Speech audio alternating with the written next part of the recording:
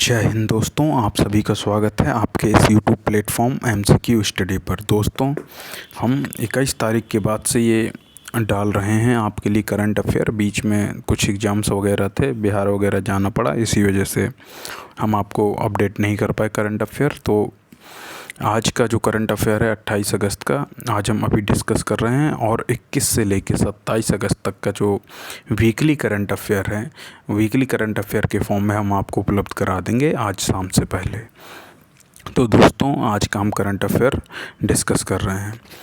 सबसे पहले हम ये देख लेते हैं कि 28 अगस्त को किसका जन्मदिन वगैरह रहता है। तो 28 अगस्त का मनाया जाता है जन्मदिन, आप जानते हैं, भारत के मशहूर जो एक शायर हैं फिराक गोरखपुरी का जन्म 1896 में 28 अगस्त को हुआ था।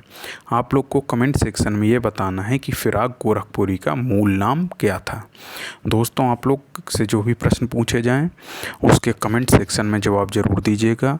और आप ये पूरा वीडियो देखिएगा और इस वीडियो को लाइक भी करिएगा, शेयर भी करिएगा। और आपने अभी तक हमारे यूट्यूब चैनल को सब्सक्राइब ना किया हो तो प्लीज़ ज़रूर सब्सक्राइब करिएगा। तो आज का पहला क्वेश्चन डिस्कस कर रहे हैं। अगस्त 2023 में किस भारतीय नौसेना जहाज़ ने दक्षिण अफ्रीका के डरबन बंदरगाह का दौरा किया?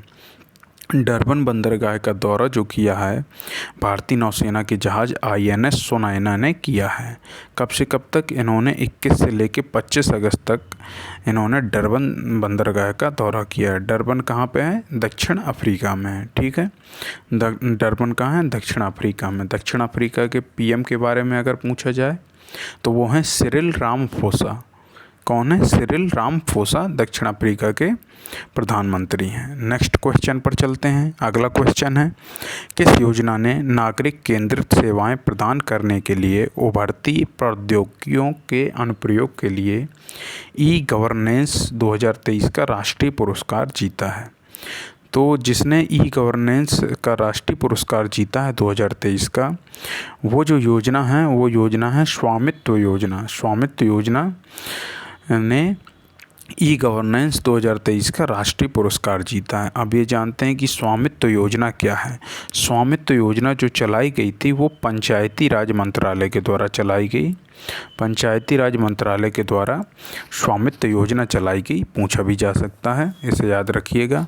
और ये जो स्वामित्व योजना है एकीकृत संपत्ति समाधान तैयार करने और ग्रामीणों में वित्तीय स्थिरता में सुधार लाने के लिए है।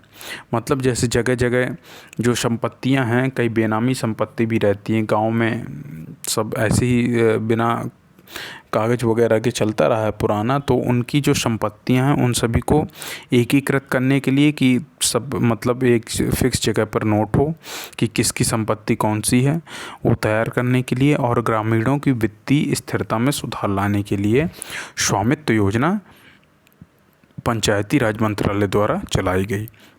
और इसने ई-गवर्नेंस 2023 का राष्ट्रीय पुरस्कार भी जीता है। नेक्स्ट क्वेश्चन पर चलते हैं।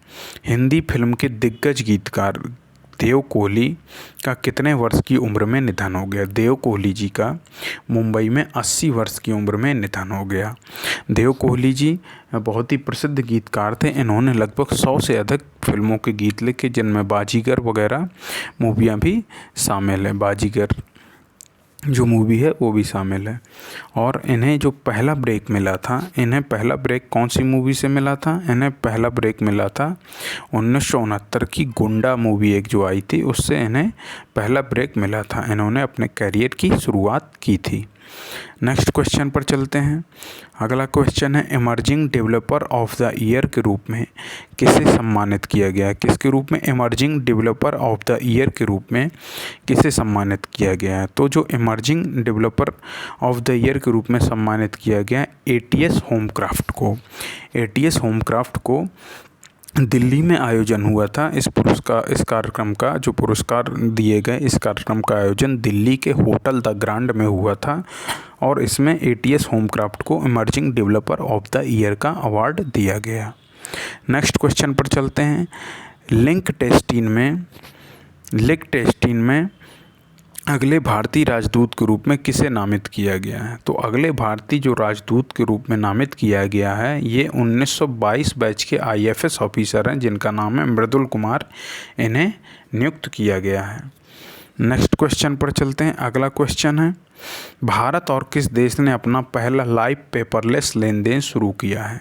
भारत और सिंगापुर ने अपना पहला लाइव पेपरलेस लेन देन शुरू किया है।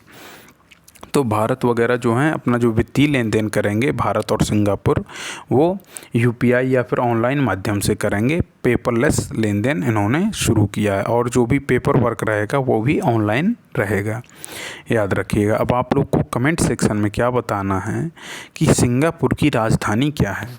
आप लोग कमेंट सेक्शन में ज़रूर बताइएगा कि सिंगापुर की राजधानी क्या है। दोस्तों, अगर आपने अभी तक हमारे YouTube चैनल को सब्सक्राइब ना किया हो तो प्लीज़ ज़रूर सब्सक्राइब करिएगा। ये जो करंट अफेयर हैं, आपके सभी वनडे एग्ज़ाम्स, जो भी वनडे एग्ज़ाम होते हैं, इवन जो PCS प्री वगैरह होते हैं, उन सभी में भी आपका ये काम आएंगे। तो आप प्लीज़ इसे ज़्यादा से ज़्यादा लोगों तक शेयर करिए।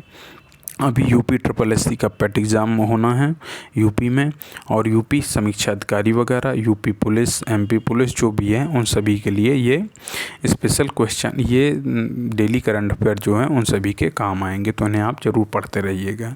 और इसकी PDF के लिए आपको निःशुल्क PDF हमारे टेलीग्राम चैनल पर मिल जाएगी, जिसके इस टेलीग्राम चैनल की लिंक आपको हमारे इसी वीडियो के डिस्क्रिप्शन बॉक्स में मिल जाएगी। और आप हमारे सोशल मीडिया प्लेटफॉर्म से भी जुड़ सकते हैं, जिन सभी की लिंक आपको इसी वीडियो के डिस्क्रिप्शन बॉक्स में मिल जाएगी। तो दोस्तों, अब हम नेक्स्ट क्वेश्चन पर चलते हैं। यूनिसेफ, संयुक्त राष्ट्र बाल कोष, यूनिसेफ के अनुसार कौन सा देश सबसे अधिक हथियार सबसे अधिक हथियार दूषित देशों में से एक है? तो आप सभी जानते हैं कि हथियार जो दूषित देशों में से एक है सर्वाधिक, वो है अफ़गानिस्तान।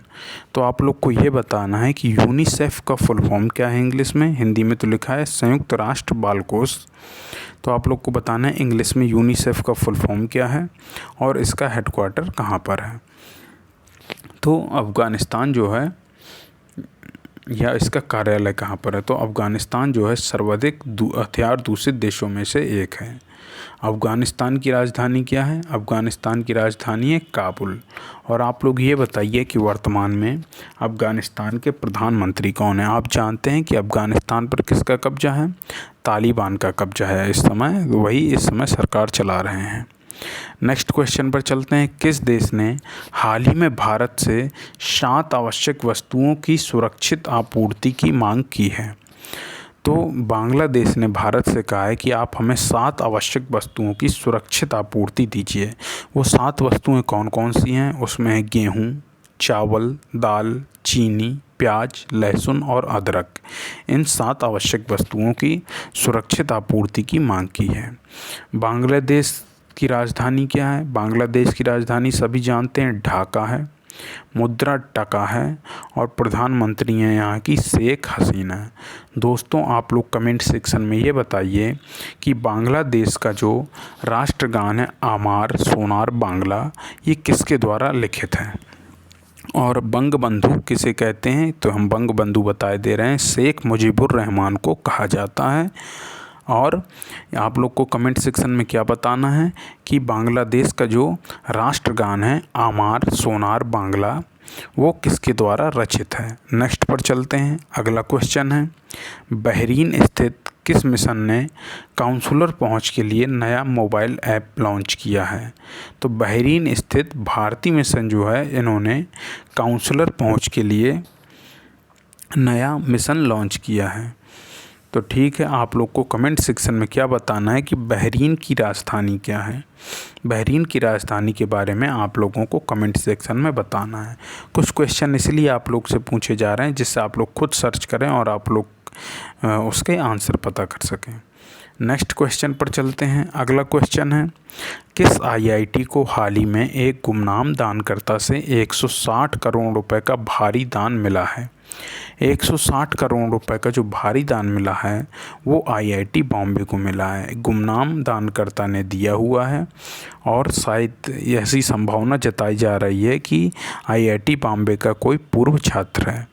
नेक्स्ट पर चलते हैं। अगला क्वेश्चन है, अब कुछ फॉर्म में शुरू हो गए कि हाल ही में दास व्यापार की स्मृति के लिए अंतर्राष्ट्रीय दिवस कब मनाया जाता है।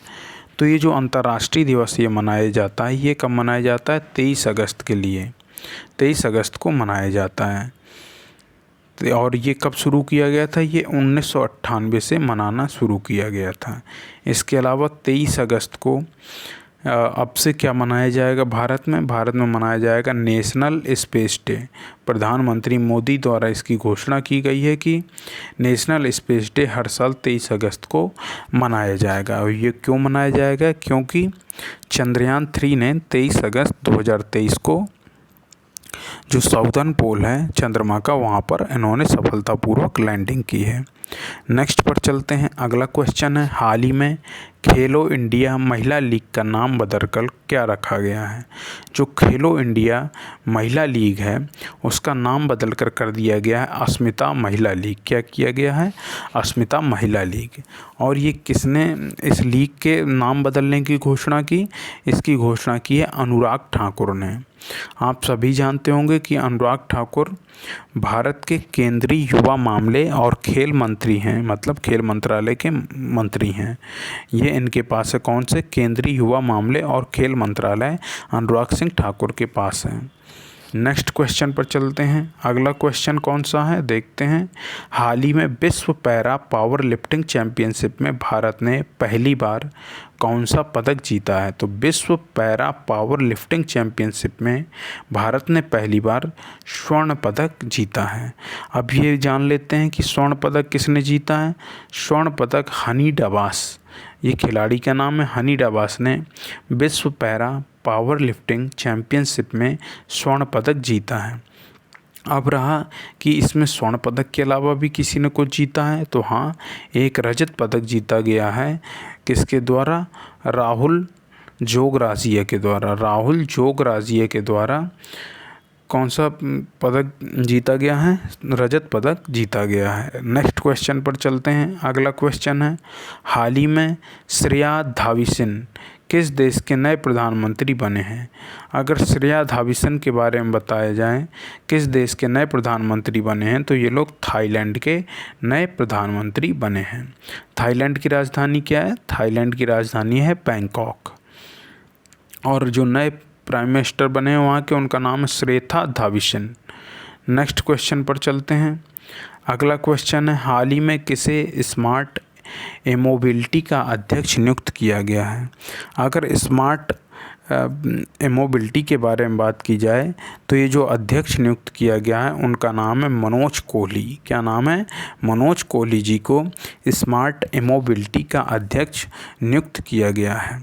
नेक्स्ट क्वेश्चन है, अगला क्वेश्चन देखते हैं। हाल ही में भारत और किस देश के बीच सीमा शुल्क के 14वें संयुक्त 10 समूह की बैठक आयोजित की गई? तो ये जो बैठक आयोजित की गई है भारत और बांग्लादेश के बीच सीमा शुल्क के बारे में, ये बैठक आयोजित की गई है। बांग्लादेश की पीएम कौन है? शेख हसीना बांग्लादेश की पीएम है।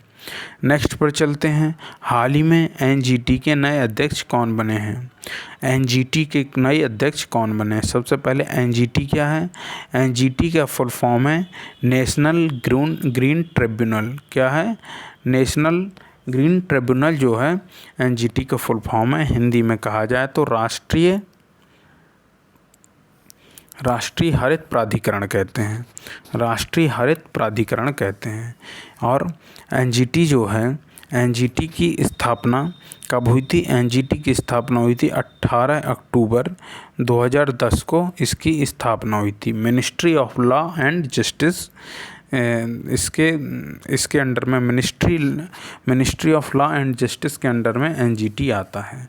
और इसके जो अध्यक्ष पूछे गए हैं उनका नाम है जस्टिस प्रकाश श्रीवास्तव। जस्टिस प्रकाश श्रीवास्तव जो हैं एनजीटी के अध्यक्ष बने हैं। एनजीटी के अध्यक्ष जो रहते हैं वो रिटायर्ड जज को ही बनाने में प्रेफरेंस दी जाती है, बनाया जाता है। नेक्स्ट क्वेश्चन पर चलते हैं। अगला क्वेश्चन है, हाल ही में किसने सर्वश्रेष्ठ मूल कहानी का पुरस्कार जीता है? हाल ही में सर्वश्रेष्ठ मूल कहानी का मूल पुरस्कार किसने जीता है? तो जो सर्वश्रेष्ठ मूल कहानी है उसके पुरस्कार जो जीता है उनका नाम है सिहान शौकत। क्या नाम है? सिहान शौकत जो है इन्होंने सर्वश्रेष्ठ मूल कहानी का पुरस्कार जीता है। नेक्स्ट क्वेश्चन पर चलते हैं। अगला क्वेश्चन है, नेक्स्ट क्वेश्चन पर चलते हैं। दोस्तों एक बार फिर से आपसे रिक्वेस्ट है, आपने अभी तक अगर हमारे यूट्यूब चैनल को सब्सक्राइब ना किया हो तो प्लीज़ सब्सक्राइब ज़रूर करिए। वीडियो को लाइक ना किया हो तो वीडियो ज़रूर लाइक करिए और यूट्यूब चैनल को सब्सक्राइब करके बेल आइकन ज़रूर दबाइएगा, जिससे हमारे आने वाले सभी नोटिफिकेशन की लिंक आपको मिल सके। तो दोस्तों नेक्स्ट क्वेश्चन पर चलते हैं। हाल ही में भारतीय तटरक्षक बल ने किस देश के तटरक्षक बल के साथ समझौता ज्ञापन पर हस्ताक्षर किए हैं? तो भारतीय तटरक्षक बल है यानी इंडियन कोस्ट गार्ड ने फिलीपींस के कोस्ट गार्ड के साथ समझौता ज्ञापन पर हस्ताक्षर किया है। फिलीपींस की राजधानी क्या है? फिलीपींस की राजधानी है मनीला। नेक्स्ट क्वेश्चन पर चलते हैं। हाल ही में किस राज्य ने सफाई कर्मचारियों को आयुष्मान भारत योजना में शामिल किया गया? हाल ही में किस राज्य सरकार ने सफाई कर्मचारियों को आयुष्मान भारत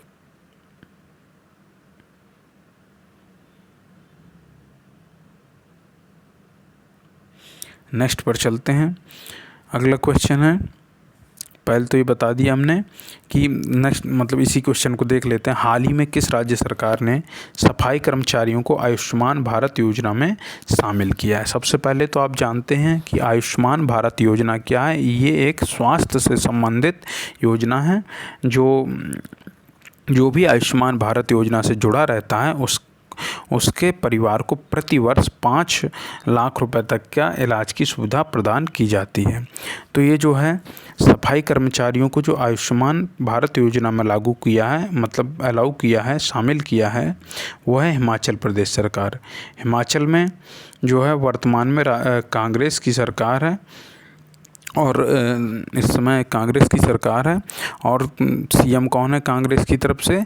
वो हैं सुखविंदर सिंह सुक्खू। हिमाचल प्रदेश की सीएम है सुखविंदर सिंह सुक्खू। हिमाचल प्रदेश की 2 राजधानियाँ, ग्रीष्मकालीन राजधानी शिमला और शीतकालीन राजधानी है धर्मशाला। और धर्मशाला में क्या है? धर्मशाला में पोटला पैलेस स्थित है जो दलाई लामा का निवास स्थान भी माना जाता है। तो दोस्तों ये पोटला पैलेस भी कई बार एग्जाम में पूछा गया है, तो याद रखिएगा यहाँ से। नेक्स्ट पर चलते हैं। हाल ही में उत्तर प्रदेश सरकार ने कहाँ वन टांगिया ग्राम प्रशिक्षण केंद्र स्थापित करेगी? तो जो वन टांगिया ग्राम प्रशिक्षण केंद्र जो है कहाँ पर स्थापित करेगी उत्तर प्रदेश सरकार? ये करेगी गोंडा में। कहाँ पर? गोंडा में ये जो है उत्तर प्रदेश सरकार वन टांगिया ग्राम प्रशिक्षण केंद्र स्थापित करेगी। अगर हम उत्तर प्रदेश के बारे में जानें तो उत्तर प्रदेश के मुख्यमंत्री हैं योगी आदित्यनाथ जी, राज्यपाल हैं श्रीमती आनंदीबेन पटेल और राजधानी तो लखनऊ है ही, आप जानते हैं। नेक्स्ट पर चलते हैं। अगला क्वेश्चन है, हाल ही में किस बैंक ने online one IRIS mobile app launch किया है? तो जो IRIS मोबाइल ऐप जो है वो लॉन्च किसने किया है? वो लॉन्च किया है यस बैंक के द्वारा। यस बैंक ने हाल ही में IRIS मोबाइल ऐप लॉन्च किया है। सबसे पहले यस बैंक के बारे में जान लेते हैं। यस बैंक की स्थापना 2004 में किसने की थी? राणा कपूर और अशोक कपूर के द्वारा की गई। वर्तमान में यस बैंक के CEO कौन है? प्रशांत कुमार वर्तमान में यस बैंक के CEO हैं। नेक्स्ट क्वेश्चन पर चलते हैं। अगला क्वेश्चन है,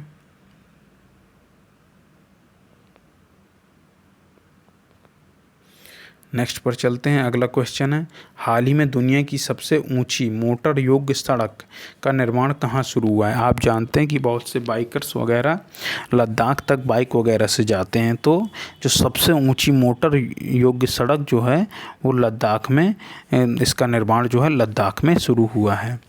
लद्दाख क्या है? लद्दाख एक केंद्र शासित प्रदेश है। पहले ये जम्मू कश्मीर का हिस्सा हुआ करता था, फिर 31 अक्टूबर 2019 को पूरी तरह से जम्मू कश्मीर और लद्दाख को अलग कर दिया गया। लद्दाख की राजधानी क्या है? लेह है। नेक्स्ट पर चलते हैं। अगला क्वेश्चन है, हाल ही में यूरोप में निर्बाध यात्रा के लिए किसने एसएस रेल के साथ साझेदारी की है। एसएस रेल के साथ जो साझेदारी की है वो किसने की है? एयर इंडिया ने की है। एयर इंडिया के बारे में जान लेते हैं। एयर इंडिया की स्थापना टाटा एयरलाइंस नाम से JRD टाटा ने की थी। ये संस्थापक हैं एयर इंडिया के। और करंट CEO की बात की जाए तो कैंपबेल विल्सन जो हैं करंट CEO हैं, कहे के एयर इंडिया के करंट CEO हैं। तो दोस्तों, आज के जो करंट अफेयर था यहीं पे पूरा होता है। हम आपके लिए नेक्स्ट डे पर फिर करंट अफेयर लेकर आएंगे। और जो आपके पिछले हफ्ते का छूट गया है तो परेशान मत होइए, मैं आपको वीकली स्पेशल में आपको जो इम्पोर्टेंट क्वेश्चन है पूरे हफ्ते के वो आपके कंप्लीट करा दूंगा, और वो वीडियो आज शाम तक आ जाएगा। तो दोस्तों, अब आपने अगर अभी तक हमारे YouTube चैनल को सब्सक्राइब ना किया हो तो प्लीज़ ज़रूर सब्सक्राइब करिएगा और बेल आइकन भी ज़रूर दबाइएगा। थैंक यू दोस्तों। जय हिंद, जय भारत।